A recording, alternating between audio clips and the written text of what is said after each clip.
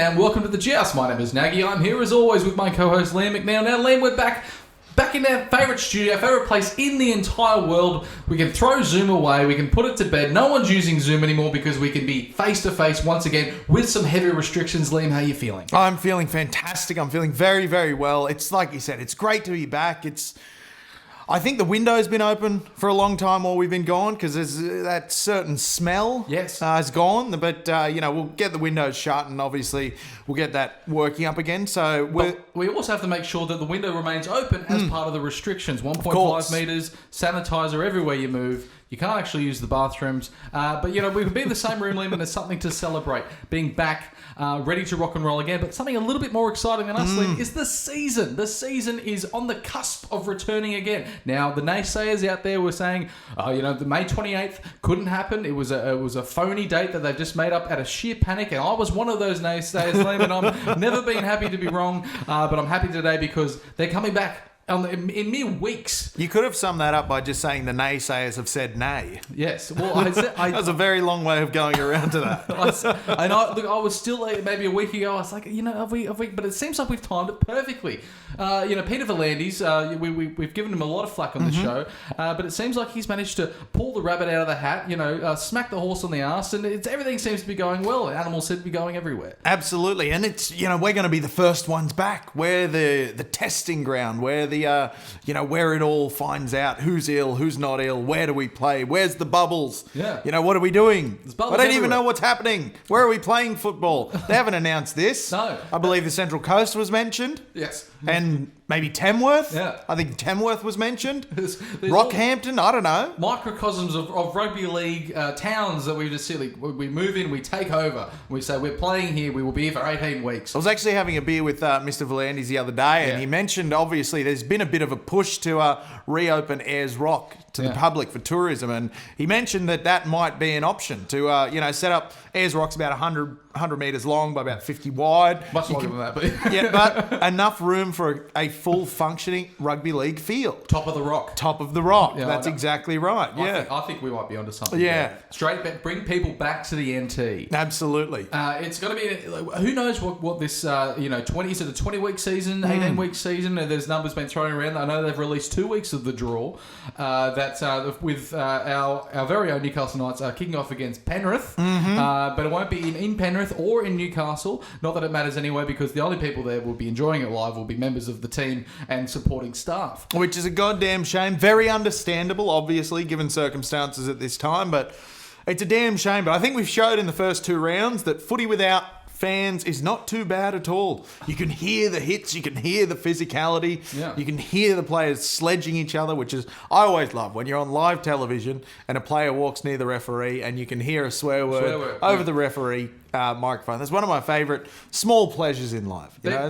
They're mere human men that sometimes get a little bit frustrated and vent their frustration, not necessarily with violence, but with words. Absolutely. And that's what we should be teaching our children growing up. Do not use violence, but use your words. Exactly. Maybe not the words that they sometimes utter. In there. I remember, do you remember they used to have the ref ears? Yes. That was something in games, and I think I had a conversation with someone. They said, no, you used to be able to hear the commentary. And I was like, no, that's the new thing. That was the fandangle. The ref ears was you could just hear the referee's microphone tuned straight into of you. So you could hear a lot of... I feel like that still exists. It does. The sports ears. My father, in fact, has a pair. You can go game commentary, I believe. You can go... I think you can do Fox commentary and Nine commentary and the ref's cam. I remember going to a game with my dad years ago, and his mate had one, so I had a go of it, but he wouldn't buy me one because it cost like $80. Oh, they're very expensive. Just to listen to some dude huff and puff. Yeah, for what's essentially a Walkman, a very, very out-of-date technology, which should be very cheap by now, because you just buy up a whole bunch from Vinnie's, I don't know. So you've essentially got a transistor radio more than a Walkman. And the transistor radios, they weren't expensive. They were relatively cheap, available, because I know the elderly used to love listening to the transistors. So you can't afford an expensive transistor radio if you're on a pension. No. God, no. I wouldn't dream of it. I wouldn't dream of asking for it. It's, but it was...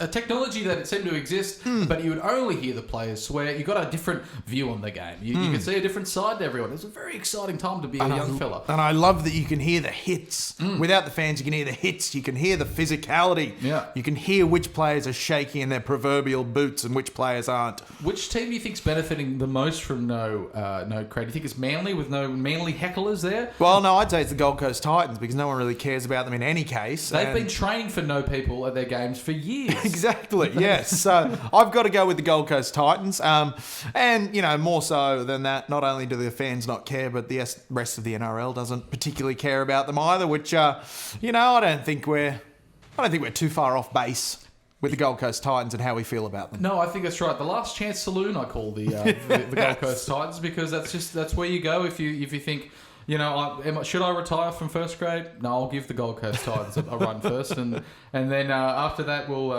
there's always the Burleigh Bears, and then whoever else will take you from there. Such a steep decline into rugby league retirement. Isn't That's it. They were in a preliminary final merely 5 years ago. But this is not a podcast about the Gold Coast Titans, is it, Nagy? Should we launch into the news? We shall. So much has happened, and then Volandis steering the ship. The Admiral Volandis, Captain Volandis, with his sidekick. Who's the CEO? Have we elected one yet? Philip.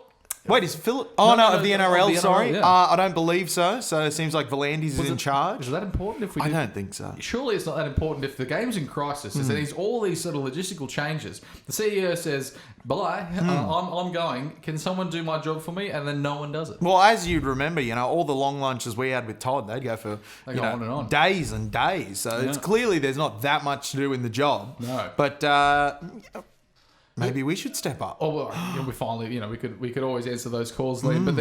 But we're coming back to a different game, a cost-cutting game. We need to slash everything, slash player salaries, slash grounds. We're not getting those ticket sales in. Where can we save a bit of money? I found it, Liam. And that's bloody one referee. Gone. Gone is the days of two referees. And Nagy, I've actually been doing some research, and I've got some numbers on that. Halving the referee on-field numbers will save $20 per minute of rugby league played. $20 per minute of rugby league played. So what are you looking at? $160 per game. How many games per round? 8? Who knows? This year there might be 4. But yeah, it could be an effective cost-cutting measure. Could be an absolute shit show that leads to the worst rugby league we've seen in decades. But who knows? Are we moving forwards? Are we going backwards? Doesn't matter. We're going to get some people in the park playing some football. There's been people calling for this. Calling for the one referee. Now we're back to it, and we've found some resistance. Now, the funny thing about people calling for one referee is they seem to be the same people who were calling for 2 referees back in these particular days. And I feel like we're, give us about another 10 years. Where's the 2 referees? Bring back 2 Maybe referees. Maybe a third. I think there's always that person, the person in the box, the bunker's like another referee. Well, these days. changes to the bunker as well, potentially. But another change with the referees, and now this seems like an important one, but it doesn't matter at all. The 2 touch judges will now be professional, full-time referees, as opposed to part-timers who work their way up through New South Wales Cup. So the touch judges will effectively become referees 2 and 3 on the side of the field, right? Which is fantastic news, given that touch judges don't do anything. So they'll be paying a full-time wage to put their flag up occasionally. I understand there's the union involved with the referees defending, should there be 1, should there be 2? They can't do this. They can't remove this position, effectively halving the workload of the professional umpiring team, refereeing team, rather than umpires, because they're not playing tennis. But now you're saying there's more responsibility given to the touchies. Because when the video referee came in and started just poking around saying that was forward, or that was, there's a fire tackle there, and just muttering into the microphone, into the ear, maybe using the ref's ears himself. He may have had the sports ears tucked away in his pocket, yes. And he just, communicating. Really, the touches became less and less important. Jeez, I hope the refs didn't have to buy their own sports ears. Surely the NRL would cover that. You would think so. You'd think so. Maybe previous. Maybe we can start talking about pre-crisis and post-crisis. We can. We would have to think of 2 different letters because they're both PC. But the funny thing that one of the particular advocates of going back to one referee is our dear friend of the show, Philip Ronald Gus Gould. Yeah. Now, Gus Gould, if we remember going back a few years, now this is going back to when the referees wore the black and white striped jerseys and I believe were sponsored by PlayStation. Right. Philip Gould somehow managed to wrangle himself a job as a touchy for one particular game. And there was a bit of a blue, a bit of a stink on. Yeah. And Bill Harrigan was refereeing and Gus comes in from the sideline and Harrigan approached the other touch judge, said, "What did you see?" Other touch judge gave a report on what he'd seen and who to report, blah, blah, blah. And then Philip comes from the other touch line and Harrigan turns to him and he says, "What'd you see, Phil?" He says, I didn't see anything. I just wanted to run in.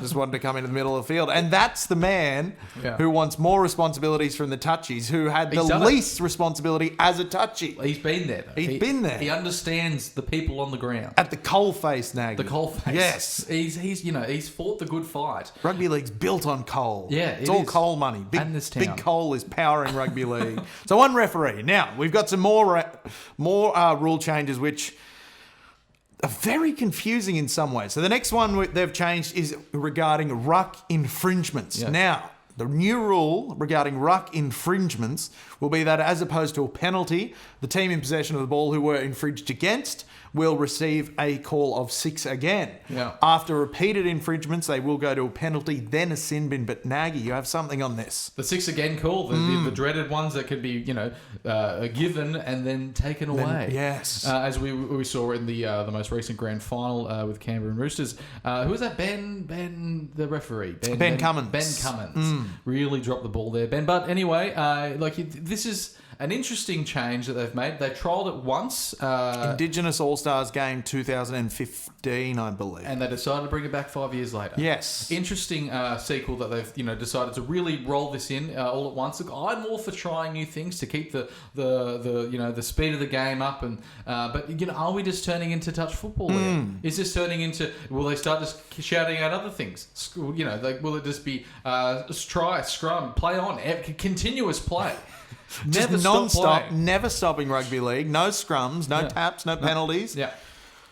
I think half time. Come back on. Don't stop. I'm open to it. I'm really open to it. There'd be a lot of tries.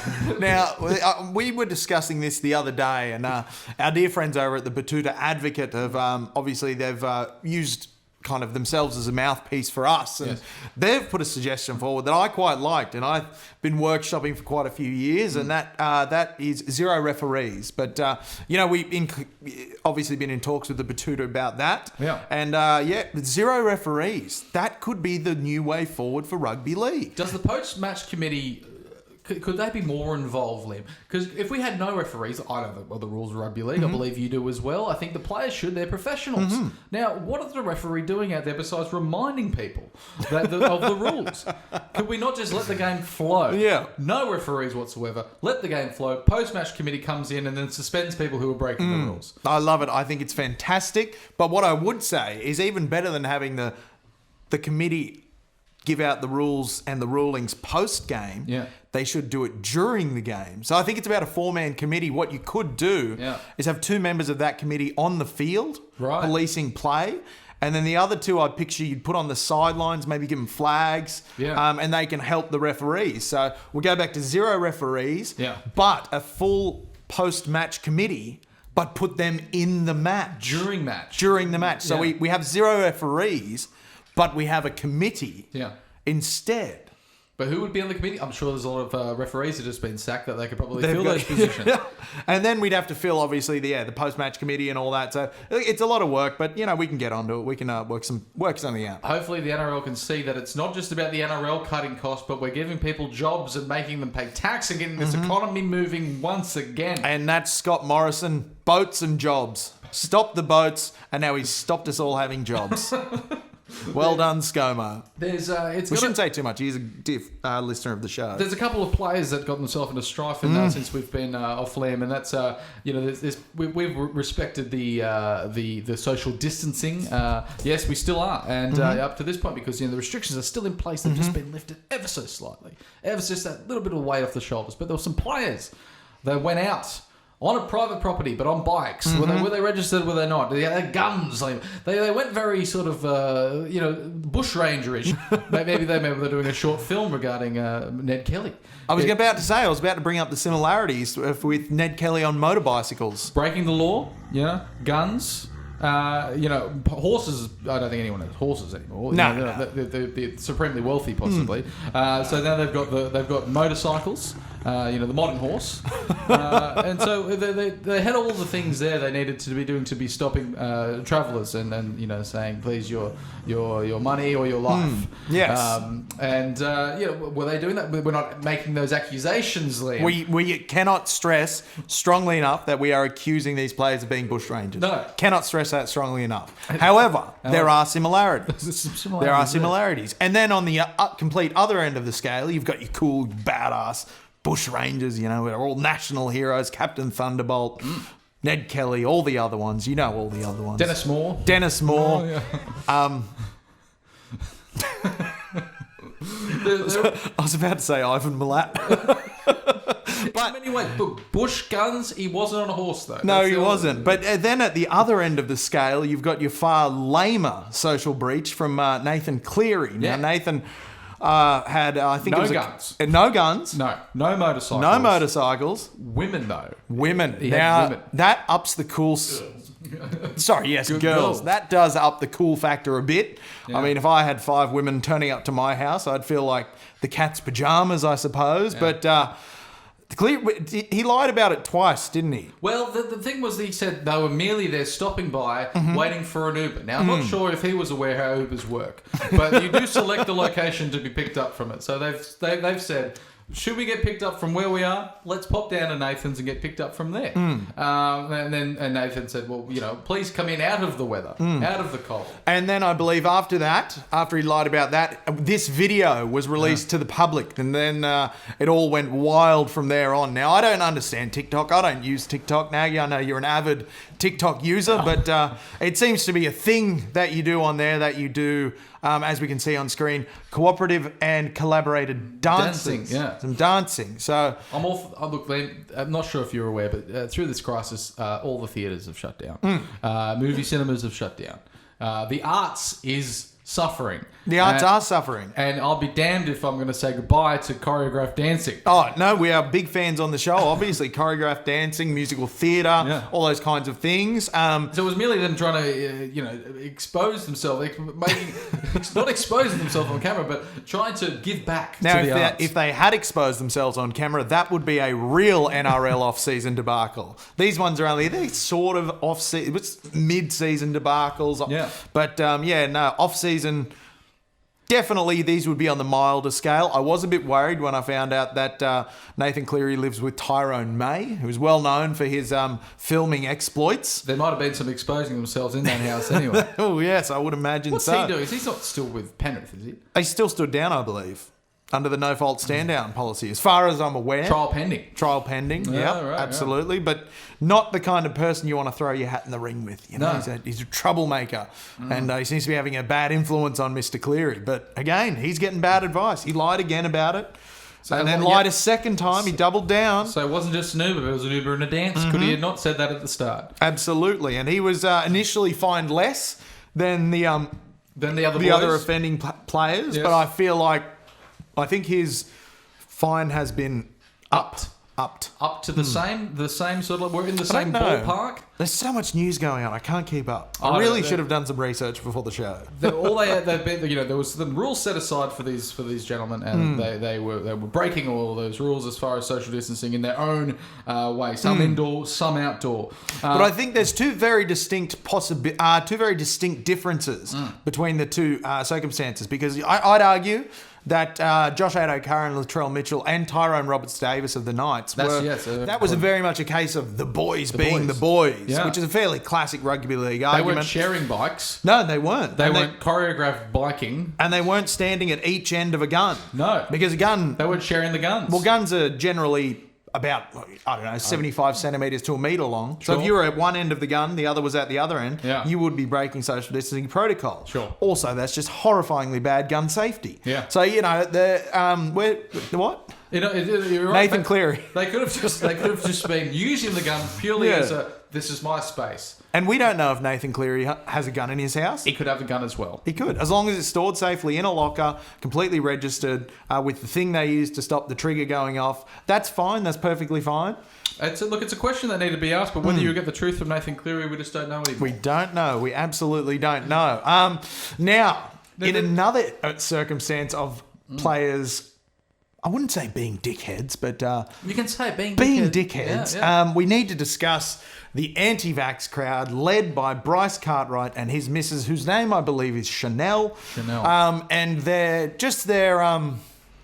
idiocy. Chanel like the fragrance. Much like the fragrance. Yeah. I remember when we had Chanel Mataudia playing on the wing in number 5. The classic number 5. Chanel number 5. Yeah, it's a great scent. Very nice scent. Chanel Mataudia, not known to be an anti-vaxxer. Not known for smelling fantastic either. We did have this clash, which was basically the Queensland government coming out and saying you must to continue with this season as part of the health and safety measures. Everyone must be jabbed with a flu shot. Now, I've received the flu shot myself. Liam, have you received a flu shot in the past? I have not received a flu shot in my life. In your life, but if it was a part of your actually, work, that's a lie. We probably got it in school as part of our inoculations and immunisations. I'd say I've had it in the past, but long overdue for a top up. You know. My antibodies are right down. Got to top it up. So this was the thing about them being able to mix with others, and because God forbid there'd be a flu outbreak during a global flu pandemic. So because obviously one is going to trigger concerns of the other.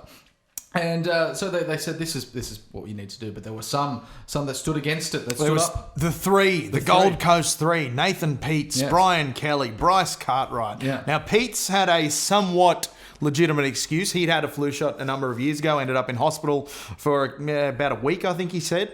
So he was obviously, nervous about it. But Brian Kelly, I believe, was in the same situation, but Bryce Cartwright is just devoid of a brain. Yes. And so is his lovely Mrs. Chanel, obviously. Chanel, yeah. Lovely lady, but a complete and utter moron.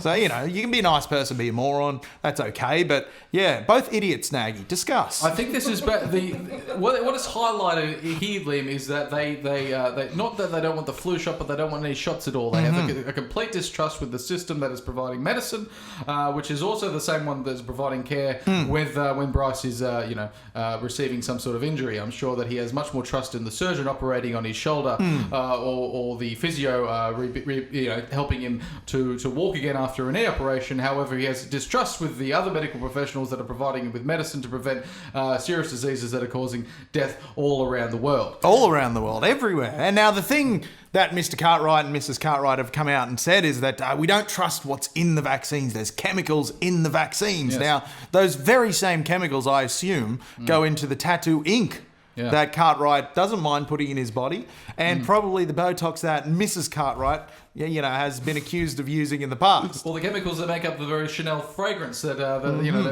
everything. I think we could say is chemicals. Everything is chemical. Literally everything on the earth is a chemical. That's how chemicals work. That's right. You can always point back to something back on that table, the table of the periodic elements. Of the elements. The funniest one on the periodic table of elements is ununquadium.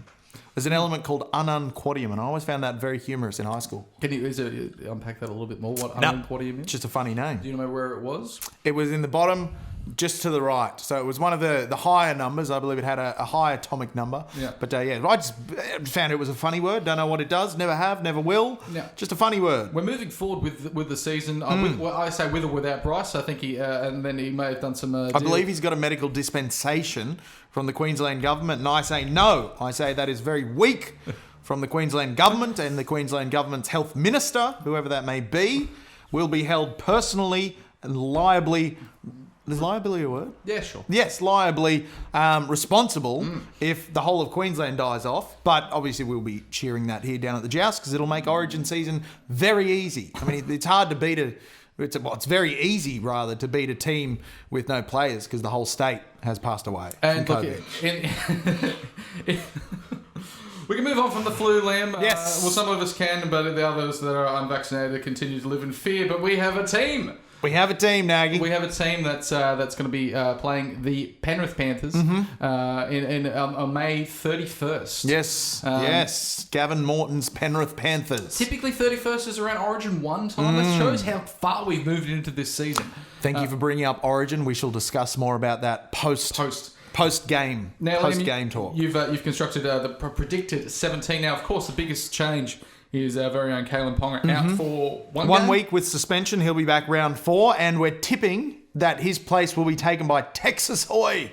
Young Texas Hoy. Strong name. Good rugby league name. Good Newcastle name too. That Hoy name, it resonates so much with Newcastle. I remember actually bumping into Matt Hoy at the Commonwealth Hotel, fantastic establishment. One of our favourites. Can't wait for that place to open back up again. Count down the seconds. We'll be there on the 31st watching that game. If we can get our 10 people in according to the regulations. Yes. So now I was leading up to something with this story, but I forgot. You ran into a Hoy. I ran into Matt Hoy at the Commonwealth Hotel, and I said, "Hoyo, mate, all my mates are surfers. Can I get a photo?" And he said, "Yeah, mate." And we chucked the Sharkers and took a photo. And what a great man and a fantastic ambassador for Newcastle. So and this is his son. And this is his son, and we're very excited to see him play. Very excited. There was a couple of injuries we had at the beginning of the season. Mainly one to Bradman Best, who we thought, look, there's absolutely no chance of we're going to see him until the middle of the season. But some things have happened now, and now we're in the middle of the season, which is really only still the beginning, and we might be seeing Bradman Best back in the side, whether that's in the place of the two centres, Shibby, and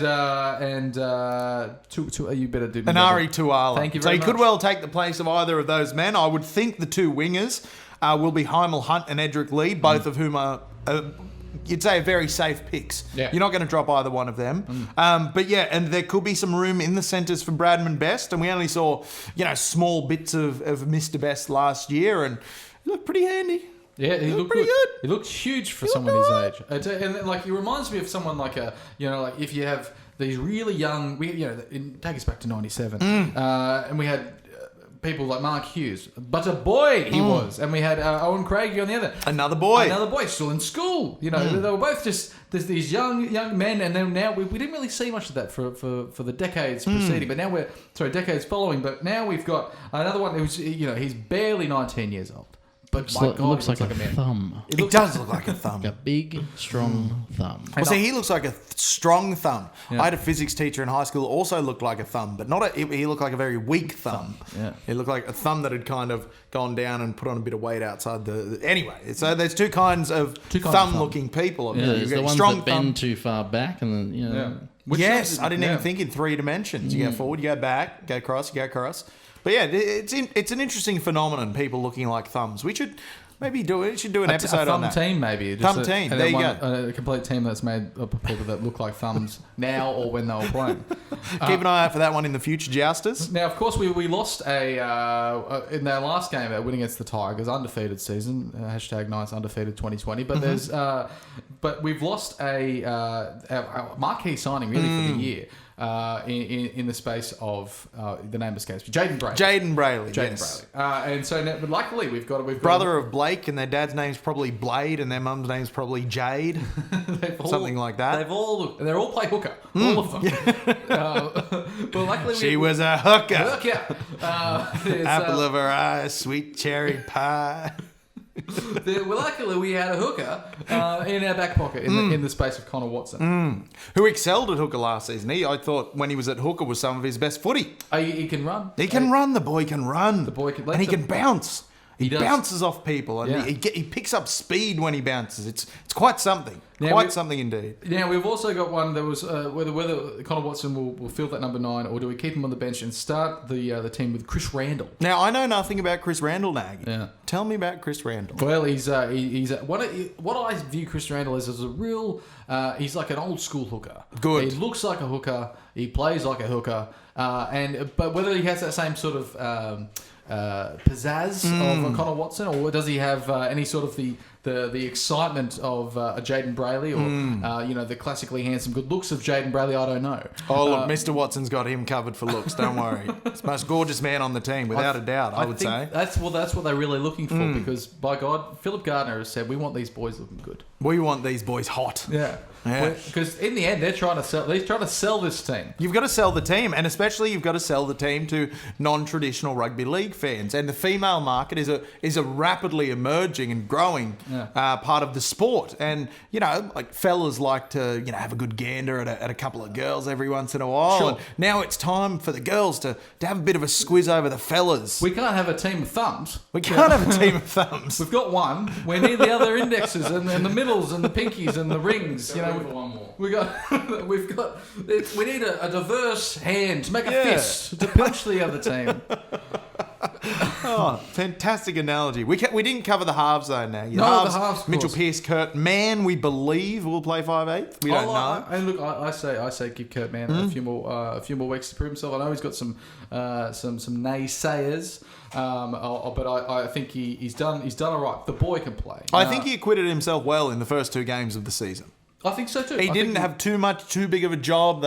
He just needed to do what he needed to do and let Mitchell Pearce run the team. And I think we saw that come to fruition quite nicely in the first 2 rounds. So hopefully these last few weeks they've really worked on their combination and have come together like the fist you mentioned. Fist, yeah.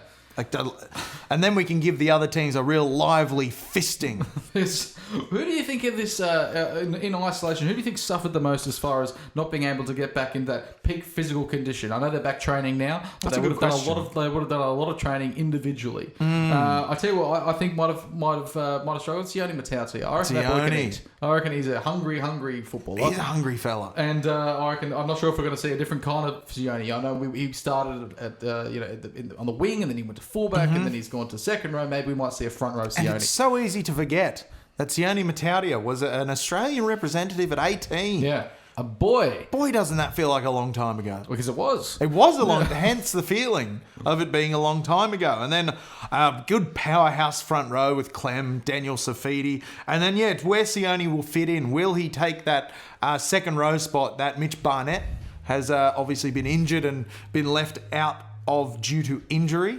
Or will he take the bench spot? And then who knows? We could slot him in anywhere. He's he put him in as coach. And I would say if we're going off the early rounds coaching decisions, that we'll keep Herman Esse.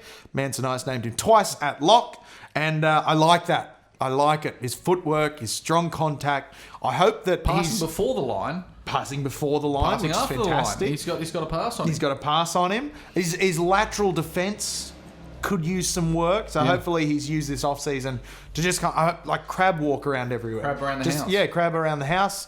You can't really crab walk everywhere because you can't go everywhere. So no, not good. Crab walking around the house. No, I think I did my ACL getting out of a chair the other day.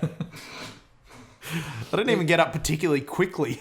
Yeah, it's it can happen. The point of the joints just all staying together on their own. The human body just a magical thing? It's just a bag of blood and bones. Yeah. And you start with a body, and every day after that, your body gets worse. You're born with a body, and it's great. And some cases it's not. But generally, you're born with a body, and then it's all downhill from there. Sure. Everything just slows up, stops working, and then you die. And I don't know why we even bother with it all. Pain. Life is pain. Especially with no rugby league. Time to open your sack, Liam. We got to talk Penrith quickly. Sure. Watch out for Bill Kickout. That's the only news I have on Penrith. No Nathan Cleary. No Nathan Cleary. Watch out for Bill Kickout. That's about it. So we should be fine to knock those Penrith boys off the mountain. They're on the mountain. Yeah. We need to knock them off the mountain. We're in the valley. Yeah, they're at the foot of the mountain. The foot of the mountain. Oh, well, we need to trample all over them in our efforts to climb the mountain. Punch them back up the mountain. Yes. Which they've never been before. They never have been. Now, time to open the sack. Ladies and gentlemen, now we'll begin with Sean Lazenby. Excellent question, Sean. With the Knights set to play at Central Coast Stadium, how tempted are you at finding a vantage spot outside the stadium to sneak a peek of the game? Sean says he might have to set himself up at the fence on the southern end with his flag and get the loudest Newcastle chant he's ever heard going. I think that is a fantastic idea, Sean. And if we watch the first 2 rounds, you actually witnessed that at Leichhardt, where a couple of Not a word. You roll A couple it. of locals with a good sense of ingenuity. Yeah. They actually set up a scaffold at the end of the field. And not only did they set up a scaffold, they had a keg at the bottom of the scaffolding with an extra long pipe. So they could pour the beer from their keg, standing on the scaffolding, watching over the fence.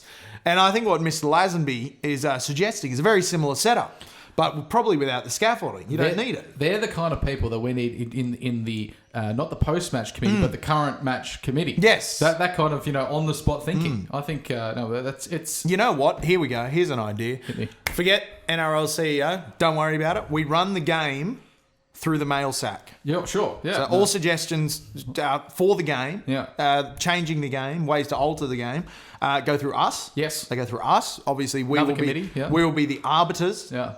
Oh, we are a committee. I've never really thought about that. Linchpins. Linchpins, yes. We're the arbiters of what happened. So I think that's what you're going to see leading into the next step of the season. They're going to replace the CEO with a fluid structure. Fluid structure, yes, Yeah, absolutely, with more feedback from the fans. Next question, Tim Forrester, all the way from Korea. Tim's asking. Good to hear from you, Tim. An international jouster. An international jouster. So South Korea. South Korea, Yeah. yes. Yeah. The wrong one, as far as I'm concerned. I'd head to the north. For the north. Yeah, It more seems to see. Well, it seems like it's exciting. Yeah, it does seem like an exciting place. There you go. There's your next rugby league heartland, Pyongyang. Okay, now question from Tim. What is Matty John's best and worst Adam Sandler movies? Now, this was done on the Matty Johns podcast. They talked about their favourite Adam Sandler movies. It is a highlight to the show. I missed that. Yeah, no, they talked because it shows how much and little football's been played. This is their conversations. Now, they have resisted the temptation on the Matty Johns show to just do the top 5 of everything. Your top 5 toothpaste, your top 5 thoughts you have of when you get in the shower, and anything they can to put a top 5 of. Or as listeners would well know about Nagy, top 5 karaoke songs. Top 5 karaoke There's quite a songs. repertoire you've got. So to narrow it down to 5, that's going to be a tough list. It's We gonna might be have tricky. that ready for a few episodes from now, perhaps. Favourite Adam Sandler movie, Liam? For me, I've got to go with Mr. Gilmore. Yeah, it looks- I believe that's it's Mr. Gilmore's jacket. I think that's just. I think that was the most raw of the Gold jacket, green jacket, who gives a shit? That's And right. there we are. There we are. That is the exact reason why that is Matthew John's favourite show. Thank you, Joshua, for having that queued up. That's perfect. So I would like to think that Matty John's favourite would be, similar to myself, Happy Gilmore. Yeah. Punch Drunk Love. I never saw that one. It was a good. bit more of a serious one, wasn't it? He's still angry in it. Still but- angry, yeah. of course. But I can see Matty enjoy, even Jack and Jill. Yeah. I can see Matty enjoy. He derives happiness and joy from almost anything. The Sure. man's just an incredibly positive human. So But I also would. quite angry as well. No, I'm talking Matthew John. Oh, sorry, I thought you were talking about Mr. Sandler. No, Adam's nothing but a ball of rage. No, but I could see Matty John's even enjoying Jack and Jill because he can see the best in everything. So least favourite, that's a doozy. Look, he's made some terrible films. He has. I'm sure we'll find one. What's the cowboy one that he made? The to Fearful Netflix. Eight or the Hateful Eight. No, that was the Tarantino. But they did a knockoff. there was It was the Serious Six, the Silly Magnificent- Six, the Something Six. I'd say that's Matty's least favourite. Did you have any wild cards to throw in? I was happy with Uncut Gems. I thought that was a pretty good film. Oh, Matty would have liked that. You know what was another good one? Rain Over Me. It was a very dramatic performance from Mr. Sandler, and he knocked it out of the damn park. So, yeah, he's got a very, very good catalogue, as does Mr. Sandler. Oh, what about Grown Ups? You reckon Matty would have liked Grown Ups? Grown Ups 2, sorry. Grown Ups 2. Not great. Not fantastic. No. It's amazing these films get funded. Liam, Yeah. there's so we got one from Carl. We got a few from Carlo. Yep. We'll keep them for as minimal as we can because he sends through about a dozen. Thank you, Carlo, for sending those Much through. appreciated. Good content. Now good we have two FTA games to start the resumption of the season on that Now, basis alone. FTA, for those uninitiated, means free to air. Free to air. Not front to arse, as a lot of people think. Free to air. That might have been So the get way. your minds out of the gutter, ladies and gentlemen. That's not what it means. Now, carry on. Sorry, Nagy, I've interrupted. That's a huge show of faith from the NRL. But what he asked, should Valinis be kept a 10-year extension just for giving the Knights what they deserve? Absolutely. Without a moment's hesitation, I think absolutely. I've heard a little whisper that Peter V'landys is already halfway out the door. He's done the hard work. I think the whispers turned into loud shouts I've been hearing the last few days. He's already planned to move on. Yes. Has the horse bolted? Would anyone think any lesser of him for it coming in? Just sailing in and fixing everything wrong during a time of crisis and saying, my job here is done. Well, look, if anyone's going to be able to get in before the horse is bolted, you would think it's Mr. V'landys with his racing background. Sure. He would know, how the gates work, how to stop the horses from bolting. And then if a horse does bolt, he'd have all the methods and, the proper practices, the diligence that you have to effect to stop the horse from bolting. Good friends with the stewards and whatnot, And as far as I know, I couldn't corroborate this, but I believe he's actually the one who, puts up the curtain, does the shotgun. Pulls the gun. And pulls the gun, I think. Hope the gun's I registered. have nothing to corroborate that, but yes, we hope for our sake that the gun is registered and for Mr. V'landys' sake as well. Now, next question from Marcus Christensen. Marcus asks, is Super Hubert coming back to Matchday Entertainment this year? What a wonderful entertainer that man is. That's fantastic. He's had years of raising money for charity and whatnot. Frightful to be around, and a lot of energy. And he's always a delight at a distance. So if any time to bring him back, probably a time where you do have to keep 1.5 meters. Now, Nagy, we actually saw Super Hubert do a live stand-up comedy set, and let me tell you, he was in his costume, obviously. I don't believe he owns any other clothes, but he was in his costume, and let me tell you, as you will well remember, the material was racy. It was lascivious, yes. There were a few ladies in the front row, and they did not escape his wandering eye. Let me tell you that for free. So, yes, Marcus, we hope so. But if he's not coming back to Matchday Entertainment, you can find him at your local stand-up comedy evening. Still doing the circuit. Matt Stork comes up next. So, hi guys. Every time there is an away jersey released, it's always met with just as many dislikes as there is likes. What do you guys think is our best ever away jersey, and what do you think is our worst? I know Matt's a jersey enthusiast. He has quite the range that I've seen him post several times. The worst or best and worst away jersey. Look, we do have a love affair with the colour white. We do, and people might say white isn't a colour. I say, well, then what the hell is it? Well, I would say white is all the. Oh no, that's black. White is the absence of. Yeah, true. A very good point. Well, but how can you print an absence of colour on a footballing jersey? The Knights have managed to do it time and time again. What I like to see, the powerful red, powerful blue together. Yeah. Possibly the greatest mixture of colours of the NRL's ever seen. But we contrast this with the worst one by introducing all this white absence. It's like they were designing it on the computer and they just said let's go to lunch and never came back. Yeah. They had one of our long lunches that we had with Mr. Greenberg. Mr. Greenberg. But I tell you now, this one's a bit of a rare one, and I think we can hopefully get a picture in post. Yeah. One of my favourite away jerseys from the Knights was actually from the 2001 World Club Challenge. Now, they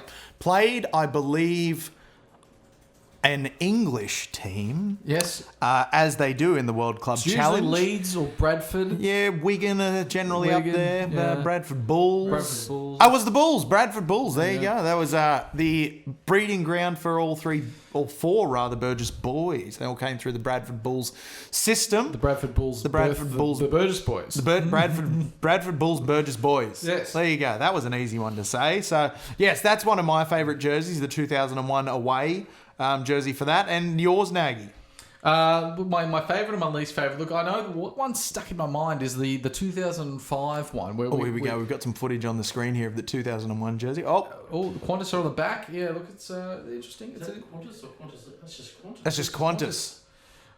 We need. Now note, please. We'd like a note for our viewers in here as we witness this video. This is something we discussed mere weeks ago. The 8-panelled Gilbert Rugby League ball. Yeah. Again, a piece of rugby league history that I can find no information on. And I've contacted everyone. I've contacted the English Rugby Football League. Yeah. I've contacted Gilbert themselves. I've spoken to the entire 2001 World Club Challenge side of the Knights, and I can find nothing about this football, and it's really bugging me. Is this playing the football at the moment? Or Yeah, they're playing with this ball, as you'll see in this game. So, amazing. But anyway, that's my favourite Knights away jersey. But I love that football. 05 when they just had the blue with the red. That just sort of cradle down, but then they reversed it. The inverse. The inverse, sorry. And then 2005, and then it was just all red. It was disgusting. And also, we lost a lot of games that year. So it seems like we didn't have a sponsor until round 16. I seem to recall. That's the one. I seem to recall that was the very jersey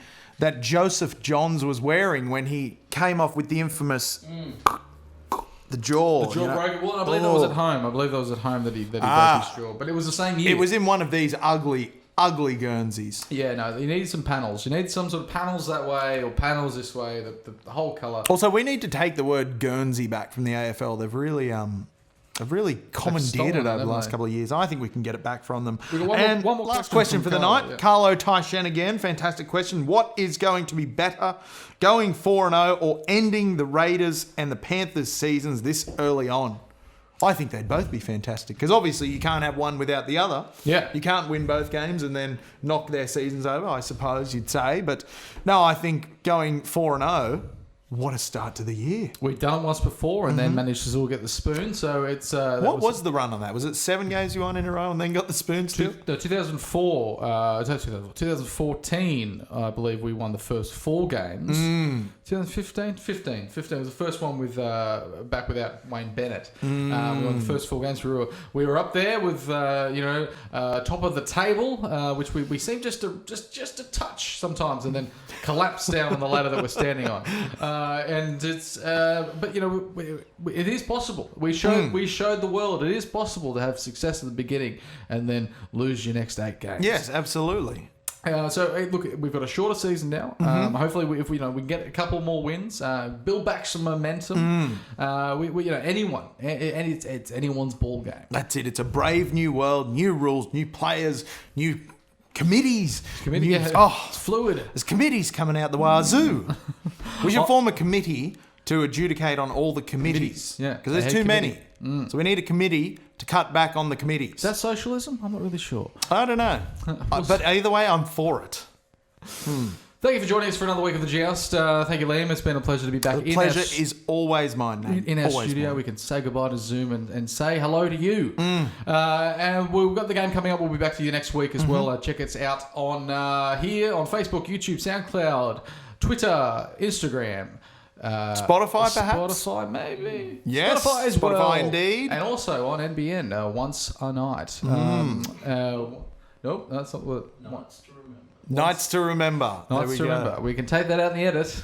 Hey, both very enticing names. Once a Night, isn't Don't it? they make you A think? Knight's Tale. Don't they make you think back to like being in Morocco in the 1930s? Yeah. Nights to remember. Yeah. In Marrakesh. Marrakesh. Yeah. I googled Marrakesh today. Why? Someone mentioned, I was like, where is that? It's in Morocco. Yeah, it's capital of Morocco, I believe. So, anyway, we digress, Nagy. We're trying to farewell everyone, but one more person to farewell. Once a Night's the old boys. That's what I'm thinking. Yeah, that's the true. old Once a boys. night's the old boy. Yeah, but yeah. Nights to remember. 12 o'clock on a Saturday for the next few weeks. in the afternoon, 12 o'clock in the afternoon, not 12 o'clock midnight. No. We need to stress that strongly. But one last goodbye to say before we round out this on a bit more of a somber note, we offer our condolences to the family and friends of Arthur Summons. Of course, made famous by the Gladiators, the statue on the Premiership trophy, which I believe we have a copy of right behind me. And Nagy, if you could point behind you, we've got the Proven Summons trophy as well. Yeah. So Arthur Summons, dead at 84, within our thoughts, West legend. Thinking about the family and, it's the death of a legend. So, we've lost a legend. It's sad. a true legend of the game, but he lives on through the trophy. It leaves a good legacy behind. Yeah. Absolutely does. Hopefully join us next week, Justice. Thank you very much, and we'll see you then.